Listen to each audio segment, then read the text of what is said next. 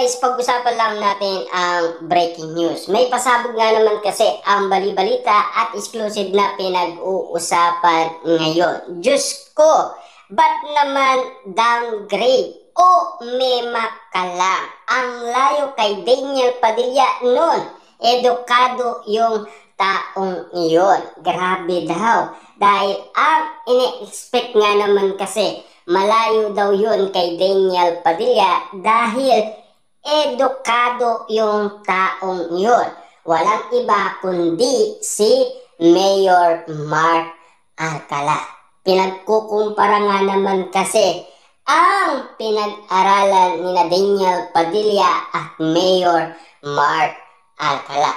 Pero sinasabi nga naman kasi ng karamihan, kung red flag lang ang pag-uusapan, kung si Daniel Padilla daw ay red flag, mas red flag naman daw si Mayor Mark Alcala. Ika nga kasi ng karamihan kung bakit pinag-uusapan at kung bakit nga naman kasi pilit nilang kinukumpara si Daniel Padilla at Mayor Mark Alcala. Hanggang ngayon kasi iniintay pa rin ng mga netizens at mga sausawerang kapitbahay ang nabanggit ni Daniel Padilla. Dahil umawit kasi si Daniel Padilla at meron siyang inilagay or dinugtong na congrats. Kasi luminaw sa iba't ibang mga tao ang nilagay ni Daniel Padilla na congrats.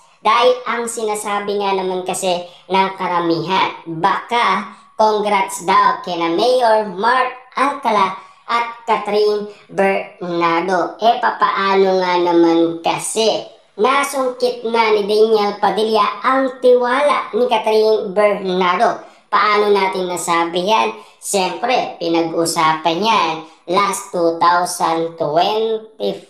Nangyari yan noong Christmas special. Nagkita at nagkausap na sila at naging maayos ang lahat. Ika nga kasi ng karamihan, nagkapatawaran na ang dalawa.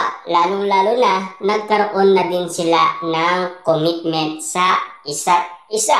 Lalong-lalo na kasi ang unang pinagtanggol ni Catherine Bernardo, walang iba kundi si Daniel Padilla. Pero walay pa rin sa pamilya Bernardo. Pero ganun din naman kasi walay din si Mayor Mark Alcala sa pamilyang Bernardo. Alam niyo naman siguro kung sino ang bet ng pamilyang Bernardo. Walang iba kundi si Alden Richard. Si Alden Richard kasi napakabait nga naman kasi dahil maraming pagkukumparang nangyari. Dahil nakita nila kasi ang pagiging gentleman ni Alden Richard. Dahil alam niyo naman siguro marami ang kinilig noong nagpo-promote sina Catherine Bernardo at Alden Richard. Pero ngayon, eto na ang usap-usapan. Natanggal na sa listaan si Alden Richard. Ang puro chika ngayon, ang pinag-uusapan, pinag-aralan ni Daniel Padilla at Mayor Mark Alcala. Lalong-lalo na kasi sa pagiging red flag daw. Yan lagi ang issue. Papaano nga naman kasi pilit nagbabardagulan ang mga fanay na Catherine Bernardo at Daniel Padilla.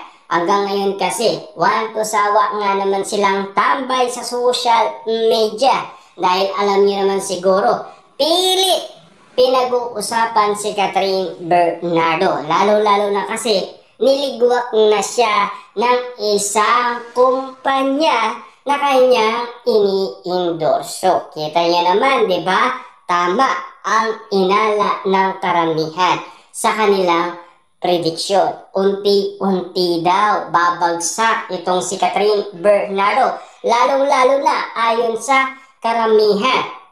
Kung hindi daw siya paniniwalaan ng karamihan, babagsak at babagsak na si Catherine Bernardo. Siyempre, sa mga fans lang kumukuha ng pagkakataon si Catherine Bernardo. Na alam niyo naman siguro, ang dating lumipat kay Catherine Bernardo, yung dating sumuporta at nagtiwala sa kanya, ay napunta ulit kay Daniel Padilla. Alam niyo naman siguro dahil kinukumpara pati ang ratings ng Incognito at PGT. Grabe nga naman kasi hanggang ngayon pilit naglalabanan or nagbabardagulan ang mga fans ni Daniel Padilla at Catherine Bernardo. Hanggang ngayon, meron ng pagkukumpara, lalo-lalo na sa pagiging action star ni Daniel Padilla at lalong-lalo na kinukumpara pa rin si Catherine Bernardo dahil sa ugali niya, dahil sa pagiging pabebe girl. Ayon kasi sa mga fans ni Daniel Padilla, ang dami na daw award ni Catherine Bernardo pero hanggang ngayon, pabebe girl pa rin siya.